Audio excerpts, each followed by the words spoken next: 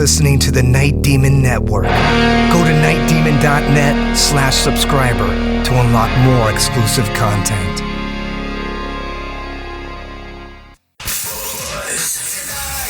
Every weeknight, it's Buzz After Dark. You like that? With Eric Steele. Hang out with me Monday through Friday from 7 to midnight for the Buzz After Dark. It's kind of like the Titanic, except instead of 3 hours to sink, it takes 5 hours. Freaks come out at night, that's for sure. The Buzz After Dark. After Dark. All night long. Awesome tunes, clothing optional. Hope you enjoyed the ride. Weeknight 7 to midnight on 102.9 The Buzz. Nashville's Rock Station. Night Demon fans and friends, we are calling upon you to get Welcome to the Night added to rotation on 102.9 The Buzz. Text the Buzz hotline at area code 615-399-1029 to request Night Demon's Welcome to the Night. That's area code 615-399-1029. You know what to do.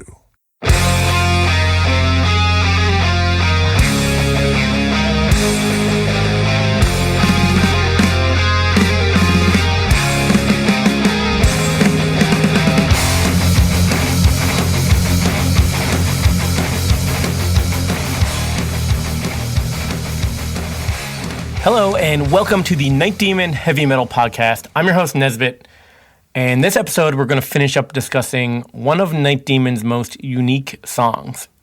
It's the title track from the Darkness Remains album. This is episode number 30, Darkness Remains Part 2.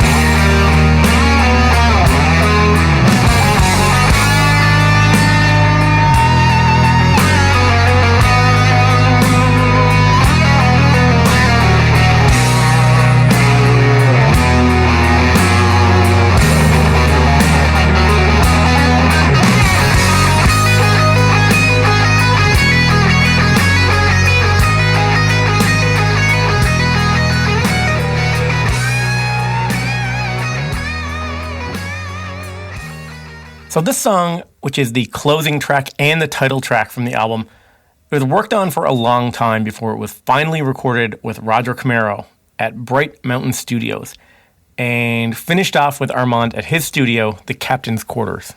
Here's Jarvis. So for the final recording of this, for the record, I believe we did the bass, drums, and the distorted guitars up at Bright Mountain. And then the clean guitars and the vocals we ended up doing at the Captain's Quarters. So Armand engineered that. He may correct me on that about the clean guitars, but I'm almost positive that we did the clean guitars at Captain's Quarters.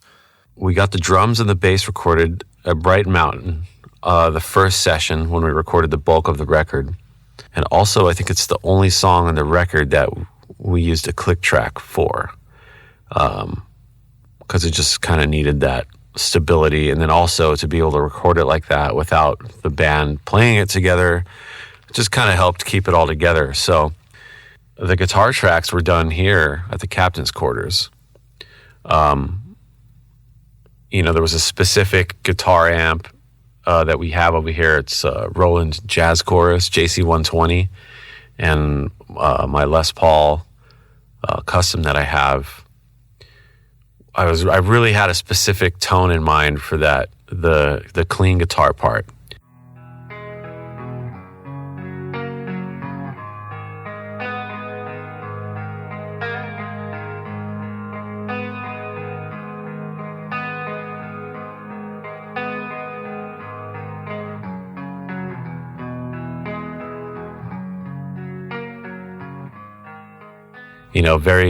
I wanted to go for like, on Danzig 2, there's a song called Blood and Tears, and it's got a really somber guitar intro thing, and it's a really warm sound, and that's what I wanted to recreate for that, and I'm pretty sure we got it. Yeah, so I really was happy about getting that sound. I remember it just kind of being like that, kind of like a Nothing Else Matters kind of song, because Nothing Else Matters is also in 3/4, so it has that same kind of feel. But Lars used different sorts of fills and all that kind of stuff, so it kind of changes it up a bit. If I remember correctly, we did this song probably at like the, 85% mark of actual completion of the record, maybe. So yeah, when we recorded this, it's funny because it was one of the last things we did. I didn't even play with them when they did the basic tracks. I think pretty much Dusty and Jarvis, he laid down a guitar track. Building this song, it was something that I had worked on for quite a while before Armand had even joined the band. And I had just spent a lot of time layering the parts and really working out the guitar solos. And as you could hear on the demos, I mean, the ending solo is nowhere near as epic as Armand made it. Those guys worked on that song, getting the drum track. I really wasn't, too involved on that. I just kind of was out, cooking dinner, barbecuing or something while they were working on that thing. I had so much other shit to work on, I was up there when we were up there to record that at Bright Mountain. I was doing all the guitar tracks there. I was writing solos there. There was some of the solos that I hadn't really written yet, and I kind of had to come up with up there. So, my brain was fucking already racked with all this other shit. And then, okay, well, now you have to come up with, like, the most epic fucking solo you've ever written for the end of this big ballad song. And it's like it's a really long solo. So we decided to just kind of get the basic tracks down and then revisit it at another time. At Bright Mountain, we kind of just had the skeleton of the song, the basics recorded, just the drums, the bass, and then the big guitars on the choruses. That's really how I remember it. I just feel like I remember being in Armand's studio when we were really fleshing this stuff out, because the demo stuff that I did happened way before then, and that was me just my half-assed attempt at, well, let's just say there's a reason that I'm not the lead guitar player in this band. And then as far as the solo goes, that was a bit of a challenge. I'll tell you that there was a lot of frustration doing that. Jarvis had a pretty specific idea in mind, but at the same time didn't want to give me too many ideas. I think he didn't want to take it over and kind of tell me exactly what to play, but at the same time he did have some very strong ideas about how it should sound and what kind of thing it should be. And I really had no ideas about what to do. I remember because we didn't really jam that song, whereas the other songs we were working on them, we were rehearsing them together. And when we do that, I tend to come up with more things for solos or ideas when we're doing it that way. But this time it was like, okay, this is just basically a recording thing. So I had to come out of nowhere and come up with this solo. And I remember being in the live room and I had my Marshall, the old Plexi, fucking cranked up, and I was in the room with it and just blowing my ears out and just trying to play all these things. And I remember going take after take after take, and there were some cool parts here and there and here and there. But I don't know, man. It really took me a while to get the inspiration to come up with something that I really liked and that everybody liked. And honestly, I think at the end of the day, we ended up comping a few things together to create that solo, because there was just, I don't know, man. It was just really hard for me. It was one of those times where I just kind of felt stumped and I didn't know what direction to go. Even though the guys would be like, hey, yeah, that's really cool, this and that. I just wasn't feeling it. It's one of those things like people can tell you, yeah, that part's great or whatever, but if I'm not feeling it, then, I don't always, it's hard for me to to let it be and to decide that that's cool. I have to love it as much as anybody else does. So we definitely spent some good hours working on that solo, but I'm happy with the way it came out.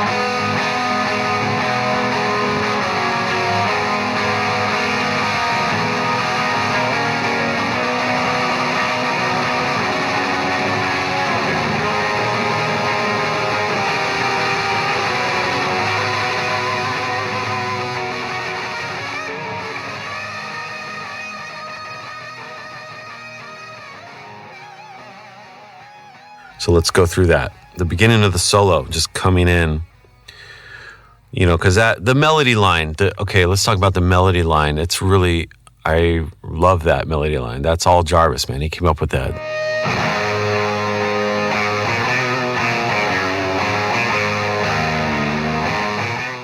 And I remember we fought over that part a bit, trying to get the timing of that, like that bend thing right, because I wasn't, I don't know, it just wasn't clicking in my brain. I wasn't getting it, It took me a while to get the feel of that and where it should be, and then, that was another one of those frustrating things for me. And I think being really frustrated at a point kind of helped me to play better, and play some things that I might not have played, if I was all comfortable and happy doing whatever I wanted, the type of solo I wanted, which I didn't even know what I wanted, Metal Blade Records presents the return of heavy metal legends Armored Saint with their 8th full-length album, Punching the Sky. A diverse, attitude-drenched collection, it's everything the band's faithful have come to expect from them while pushing their signature sound forward. Featuring 11 hard-hitting tracks available on double LP and Digipack CD. Right now, Metal Blade Records is giving all Night Demon Heavy Metal podcast listeners a 15% store-wide discount on all Metal Blade releases and merchandise, including this masterpiece from Armored Saint. Go to indiemerch.com/Metalblade Records and enter promo code NDPodcast at checkout. This store is loaded with tons of swag from some of the best bands in metal, like Midnight, Sirith Ungol, Merciful Fate, Angel Witch, Satan, and of course, the mighty Armored Saint. That's indiemerch.com/Metalblade Records, promo code NDPodcast. So march like a saint and take the last train home. Can you deliver?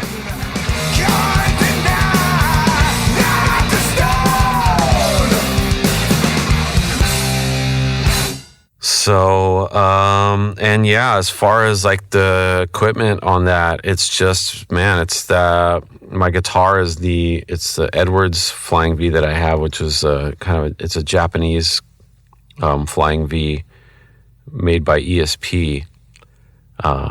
That straight in with a Tube Screamer type overdrive. I actually use a Maxon. I think it's an 808 pedal.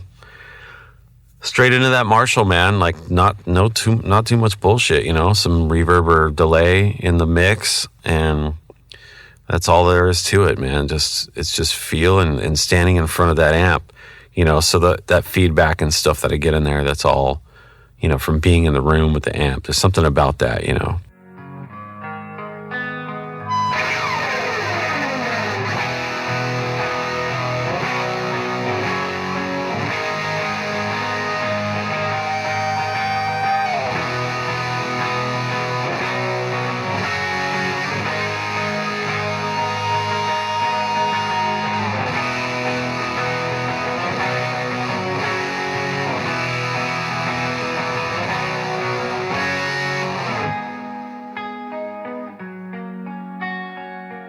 It's nice to be in the control room where you can hear everything really clearly and, you know, all that stuff. But there's nothing like being in front of the amp, you know, and it's just blasting and your whole body feeling it, you know. It's a whole thing.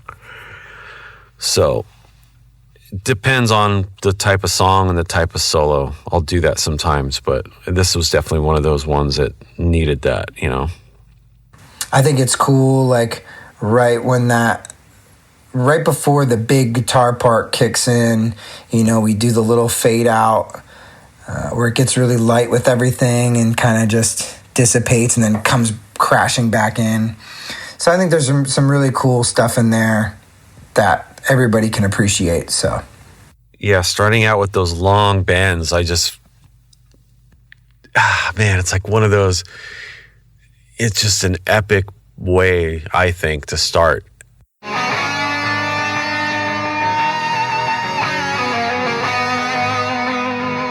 You know, that's the other thing about this song and the solo, is that the tempo of it leaves a lot of room, and it's easy to just want to play a bunch of notes because there is all this time in between the chord changes.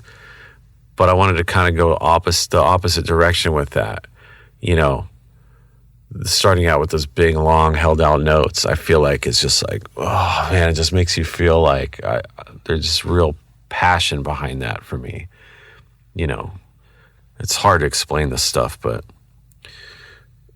so it's a mix of like, you know, some cool, like really soulful long note stuff, but then there's some chordy things in there that I was really stoked on. I don't know if that was something that Jarvis inspired me to do, or, you know, that's the thing when I'm doing stuff and I don't know what I'm doing and I'm just kind of winging it and improvising on the spot. You know, having somebody like that in the room with you, pointing out like, hey, that whatever that thing was you did right there, and then you listen back to it, and then sometimes I'm like, well, fuck, I don't even know how I did that, you know, because I just did it, you know, on the spot. So there's a lot of those kind of moments in that one, but overall, yeah, I think it came out pretty awesome. Once Armand joined the band, he brought the element of those guitar solos at the end, or that one big guitar solo. When Brent was in the band, if the song would have really went to that next level, I know he could have worked on a solo to really make it happen, but the way that Armand pieced that solo together just really put the icing on the cake. And live, he knocks it out of the park, and it really takes the song to the next level. It's funny, that solo has grown over time. And over playing it live in front of an audience, I now have the solo down the way. I don't quite play it exactly like it is on the record. I've changed it because, again, I never was completely satisfied with what we captured. You know, it was just one of those things we had to get it done kind of thing. And it was a comp of some different takes, you know, so it wasn't a totally inspired thing, but it did inspire me to play it a certain way live. And as we've gone on the years playing that song, it has become what I wanted it to be. And I think that I captured that on the Live Darkness record. So for me, that solo, the definitive version would be the live version.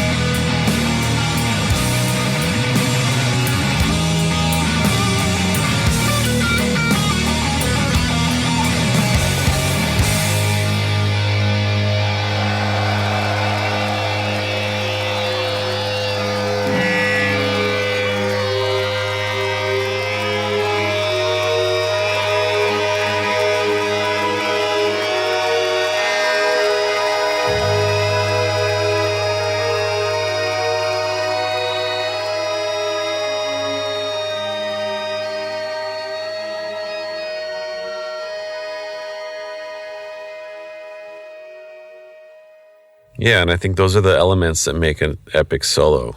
It's like you're making the listener want to hear the next note. You know, you're not giving it all to them right away. I think it's like searing, kind of long, drawn out things, and the right note choices. You know, again, it's a very somber, minor sounding thing, which is a sound that I love and I've always loved. So it was just right up my alley to have to come up with this type of solo.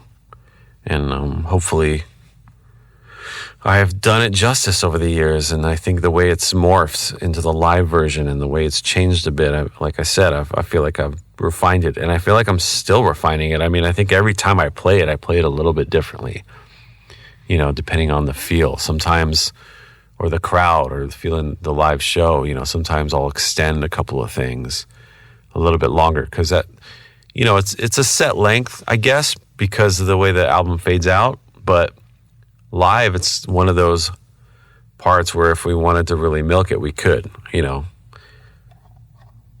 get up in front of the, you know, stage with the fan blowing your hair and just let it rip, man. Now, I know the word epic gets thrown around a lot these days, but the outro of this song really does have a completely epic feel. It just takes you on this emotional ride. And a lot of that feeling comes from the drumming. Dusty nails the vibe of this song. Classic case of knowing when to play and when not to play. I think that was kind of like the hardest. I remember this song being pretty difficult as far as that goes, and also Stranger in the Room. I guess like the more mid-tempo, slower songs, I had to really think about how much air is in between the notes, how I can really set the tone for the feel. And I remember like even times where I wanted to drum fill in the song where I felt like it was natural to fill, Jarvis was like, hold off on it because that's a little too like obvious. So how about we wait for it and then just kind of give a little bit of a fill here and then maybe give a bigger fill here and just kind of build the song a certain way. I know that when we do it live, you know, we really go up and we really use the dynamics and I'm really hammering it home. I think on the album version it's a little more straight, but yeah, it was pretty cool, you know, to work that song out, keeping it simple but also, you know, really taking everybody for a ride and knowing when to play, when not to play, how to use the dynamics. You know, for all the years I've been playing to a click track and stuff, I think that I can kind of be a little mechanical at times, but once we started to kind of really get that song together, the groove started to take shape and the feel, you know, I'm really happy with the way that it ended up turning out. So, like we mentioned before, this song is part of a Darkness Remains trilogy that tells a story. I'll let Jarvis explain. So, the meaning of the song, well, as I mentioned, it is the third part of a trilogy of songs on the album Darkness Remains that tells the story of the record. So, welcome to the night. We've covered that in 3 episodes already on this podcast. You can go back and listen to those to get the whole story. But that's the beginning sequence of the story, about our character, Johnny, who gets the Night Demon sigil, this medallion from a mystic, and turns him into a beast. In the second part, Life on the Run, again, that's something we haven't covered yet, and I do think we should. But the gist of it is that he basically escapes his first murder and comes back to reconnect with his terrified girlfriend, but the friends of the people that he killed are onto him and they are after him. And so that's when the chase begins. Coming forward to Darkness Remains, to this song, basically, in my mind, this whole thing ends at Ventura City Hall. And so the story of it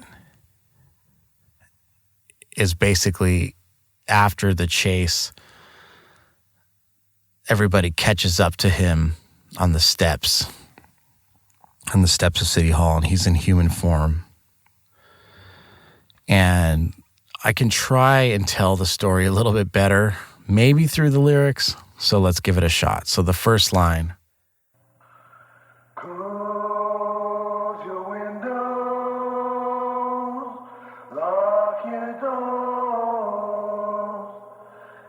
There's a full moon out tonight.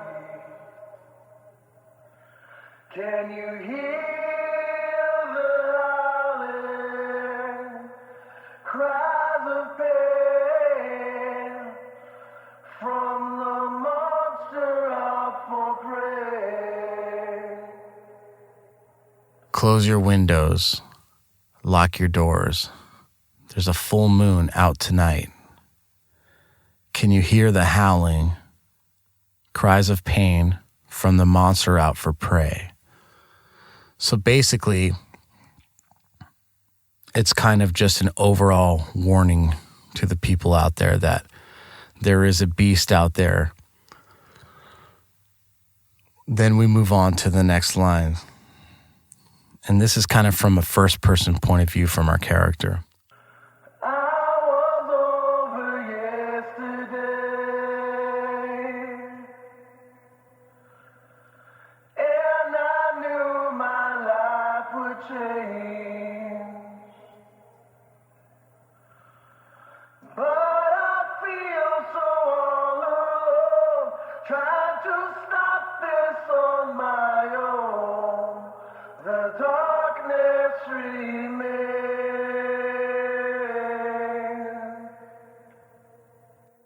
I was over yesterday, and I knew my life would change. But I feel so all alone, trying to stop this on my own. The darkness remains. So he doesn't know what's happening to him at this point. He doesn't like it, and he's trying to escape people that are trying to kill him. And so there he is, cornered on the steps of City Hall by these people, and he's trying to defend himself, and the full moon comes out, much like a werewolf, and he shapeshifts and turns again and transforms, and there's another bloody massacre, and he ends up killing these people. And then his girlfriend shows up to almost a little late to the rescue, but is still empathetic to him, and they try and flee again, and there's more people coming, and there's nothing they can do, but they break in and enter City Hall and try and hide in there while they're being chased by various citizens, but mainly like law enforcement is now involved, and they are chasing him through the dark halls of the City Hall at night. Second verse. This is still first person from Johnny's point of view. Feeling hopeless, trapped inside, finding no place left to hide. I walk through the graveyard of my mind, afraid I'm running out of time. Feeling hopeless, trapped inside, finding no place left to hide. I walk through the graveyard of my mind, afraid I'm running out of time. Then back into the pre-chorus / chorus. I was over yesterday, and I knew my life would change. Now I know I'll end this way, left with nothing more to say. The darkness remains.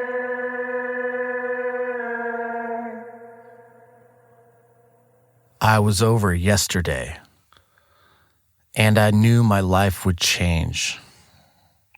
Now I know I'll end this way, left with nothing more to say. The darkness remains. So there's not a lot of lyrics in the song.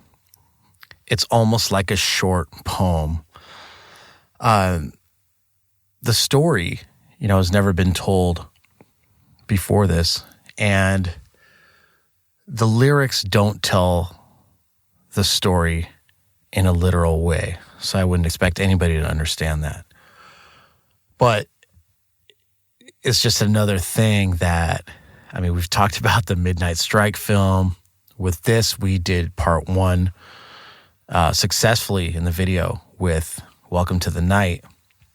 We never did make the Life on the Run video. We did a live version of it, but we never did it with the storyline, so we never ended up doing the Darkness Remains one either. Hopefully, one day, all of this stuff will come to fruition, but we'll just have to wait and see. This is what's cool about the podcast, is people kind of get an inside in on some of these ideas we had. I think that we've grown so much as a band and as just people in general, and there's so many ideas that the band has had through the years, and we've gotten a lot of credit and a lot of great feedback from the fans for all of the cool things that we have implemented, and all the ways that we're different from other bands, and all the ways that we've pushed the envelope a lot farther than what's been expected of us. But if you guys only knew the things that were really going on in our heads, the big hamster spinning on the wheel, all kinds of stuff. And here's just another example of that. And I'm glad that I can at least tell the story somewhat here today. But basically, the way that it ends is that Johnny ends up barricaded in a room in City Hall with his girlfriend, and the cops end up breaking in there finally with their guns drawn on them, and Johnny is actually dead at this point. And Amy, who's the female character, who's his girlfriend, her head is kind of pointed down and her hair's in her face and she's breathing heavily. And she ends up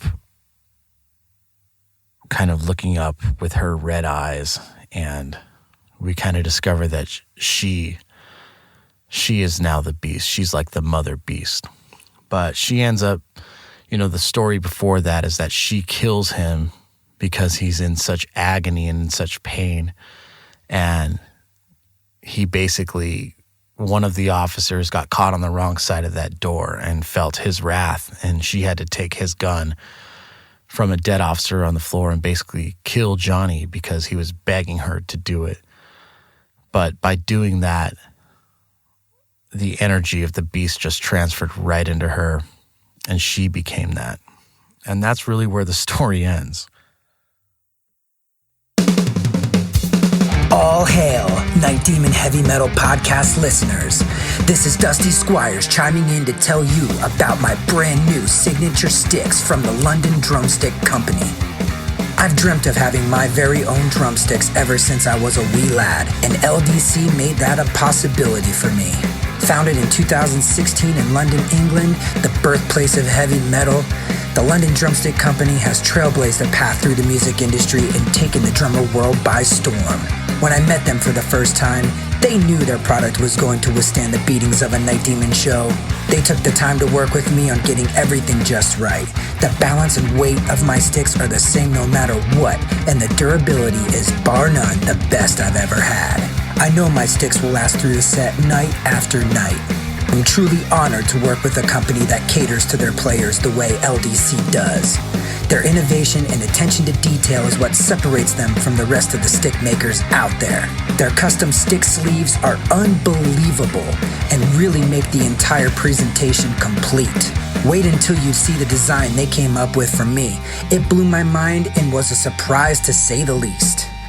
They have all kinds of amazing swag, including hoodies, t-shirts, drummer shorts, drum keys, stick bags, towels, face masks, practice pads, and much, much more. Even if you're not a drummer, you can be a part of Demon history and order my brand new signature sticks direct from their website. How cool is that? And to top it off, the London Drumstick Company are giving an exclusive offer to the Night Demon Heavy Metal Podcast listeners. Go to londondrumsticks.co.uk and receive a 15% store-wide discount using promo code DEMONSTICKS. All capital letters, no spaces, Demon Sticks. DEMONSTICKS. I can't thank everyone there enough for the opportunity to be a part of their family and for them trusting me with their amazing products. See you metal maniacs on the road very soon. And yes, the wood chips will be flying. This vocal for Jarvis, it was, I'm going to say he was never really happy with it when we were recording it, you know. Obviously, he had the melodies were there. They were pretty established earlier on, as you'll hear in the demo. But I think he just, you know, felt really naked because, I mean, there was really nothing else there in the beginning of the song. And just, we were just trying to find the right vibe and the mood, you know. And there's always reverb and that kind of stuff, and that's a pretty typical thing. But the vocal effect was done with an old Leslie speaker that Armand had from his dad. Like a Leslie speaker is just a speaker that's plugged into a Hammond organ. So basically that's how you get that kind of vibrating, rotating sound. It's actually a speaker that rotates on a motor inside of a box. I don't remember what inspired me to go with that rotary sound on his vocal, but I just brought it up. I've got another piece of old equipment from my dad. It's a Leslie cabinet. It's for an organ, actually, for a Hammond organ. And what it is it's a rotating. The speakers inside this thing. It's a big like box, and the speakers inside this thing spin around.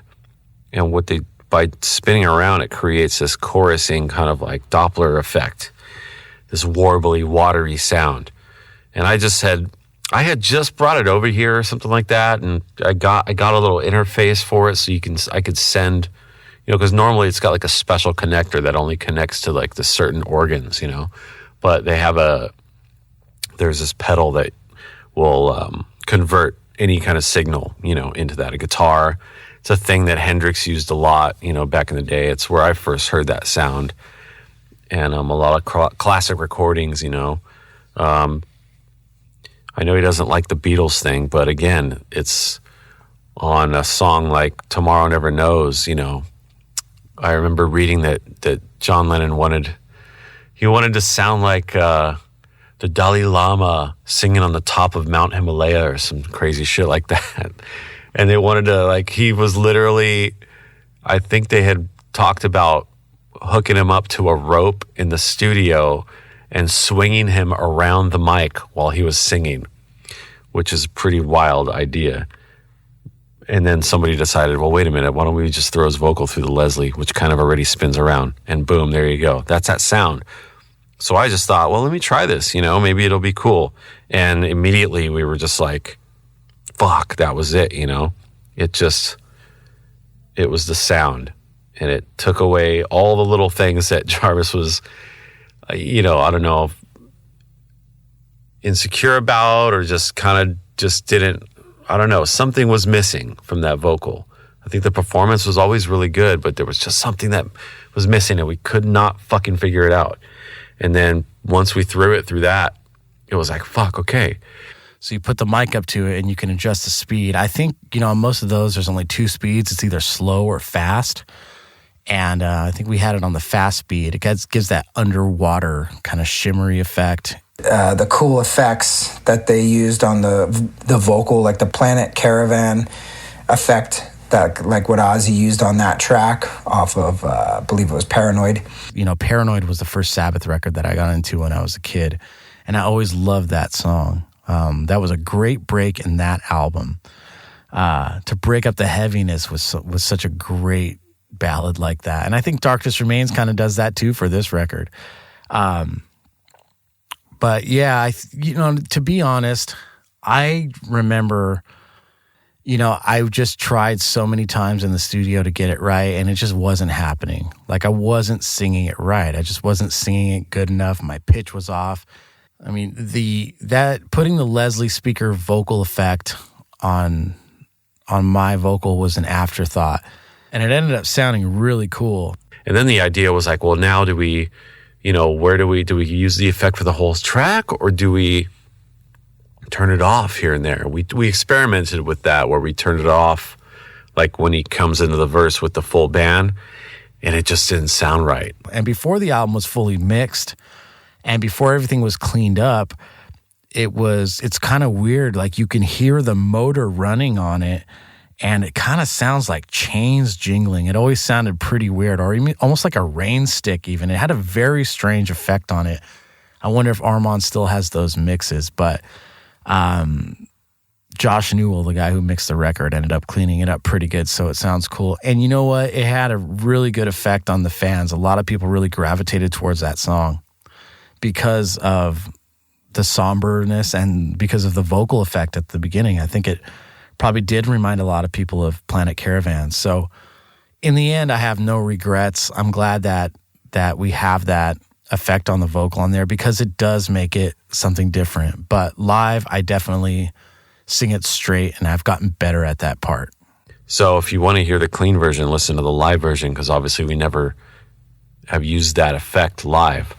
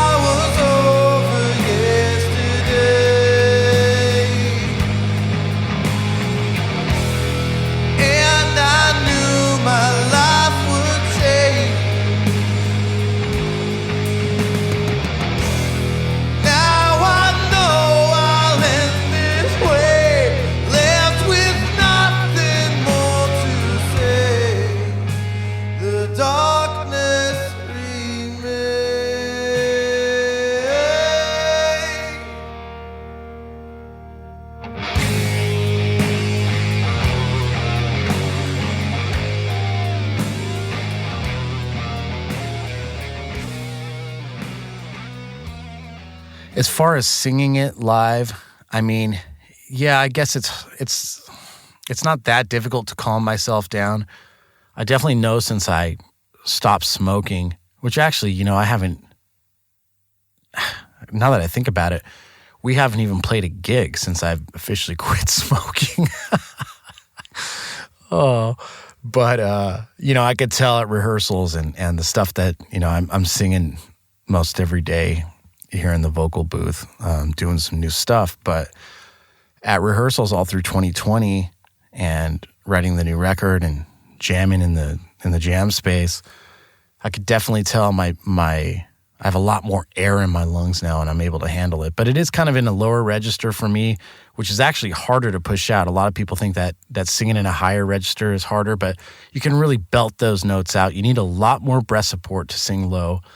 And I'm kind of naked up there. It's just like Armand playing a clean picking pattern at a low volume, and the notes are sustained out. But, it's not my comfort zone of singing. But one thing about the guys in this band is we've definitely been familiar getting out of our comfort zones, and that's what makes us grow, and that's why we're able to pull off a song like this and the songs that we have coming up. I mean, to just expand our sound and go where no Night Demon man has gone before.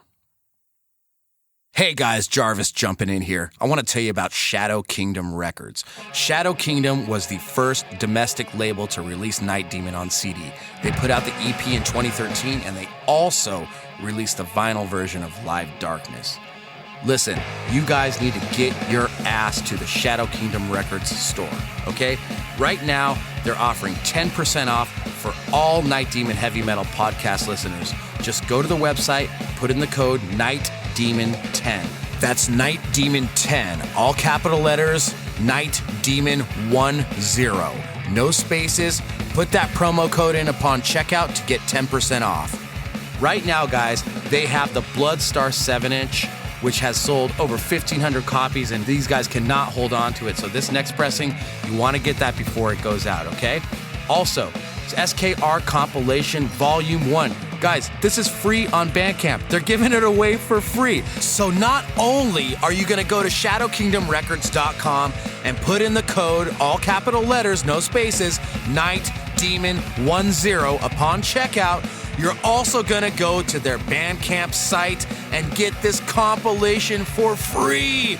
You're going to hear tons of fantastic fucking heavy metal. If you love us, you're going to love this label. Check it out, shadowkingdomrecords.com. Put in the promo code NIGHTDEMON10 and receive 10% off of your entire order.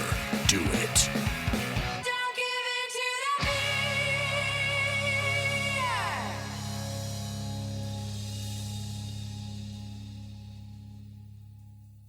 The song works really well as a closer in the set before we go into the encore. I think the first time, well, actually, at our album release show, we did it in Glendale. But I think the first time we started really doing it live was at the Keep It True Festival in 2017, right when the album came out. And I think it was, I can't remember if it was on the set list or we called an audible on stage and did it. I believe it was on the set list, and then Wasted Years as an encore was an audible. But it's really great to do that. And I think we were even doing that on the Carcass tour.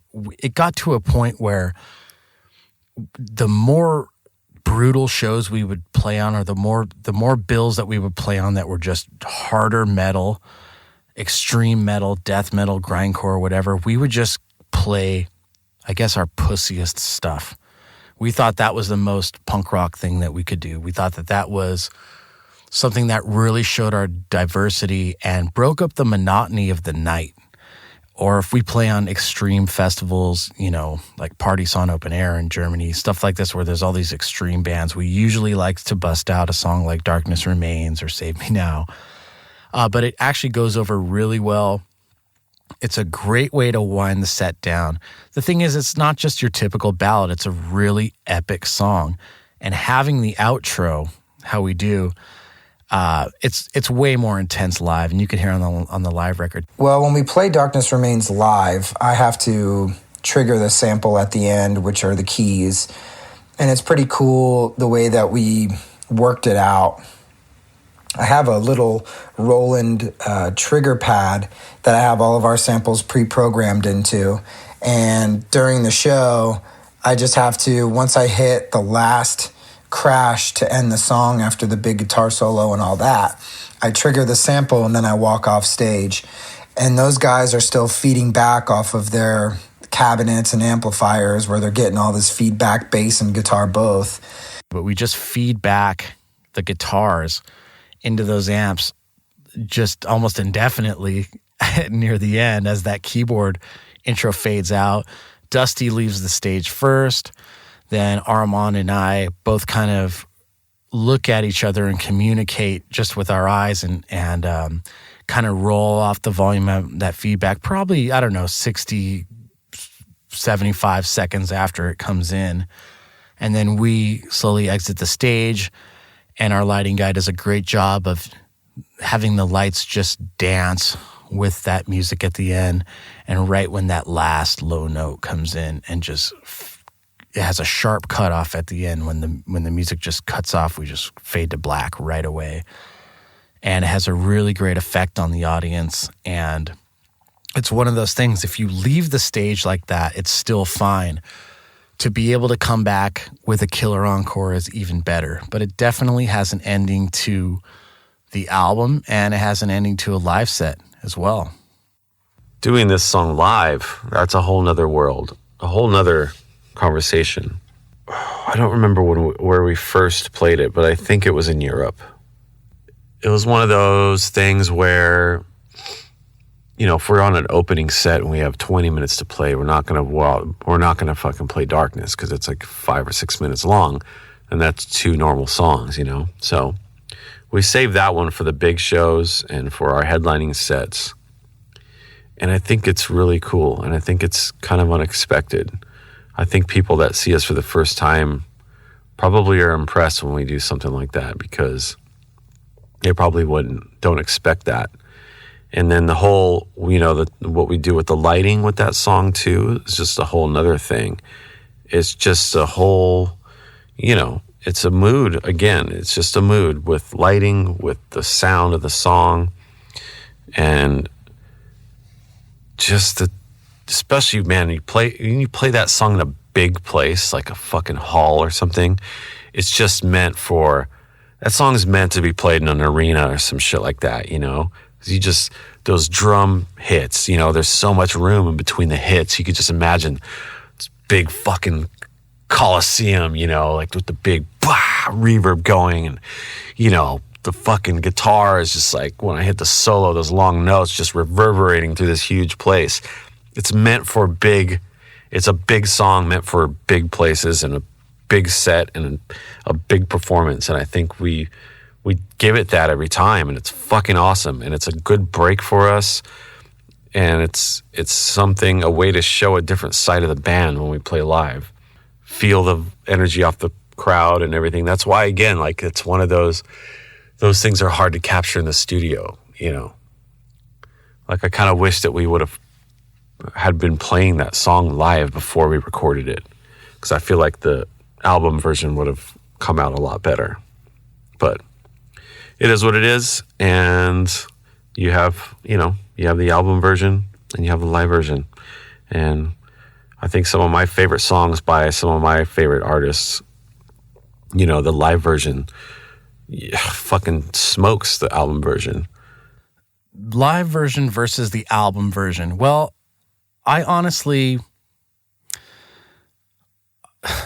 would say that I prefer the live version of our songs over the album versions most any time, with the exception of this. Let me preface. The reason why I say I would prefer the live versions is because in a live environment, we have so much more energy and the songs are played faster. I believe that live, the songs are played mostly at the intended speed that they were made to be played. I listened back to some of our older recordings, like on the EP or Curse of the Damned, and as much as I have no regrets of those records, I do feel that, I mean, even on Darkness Remains, I feel that some of the songs, they're just not at the right tempos. They're not at the right speed.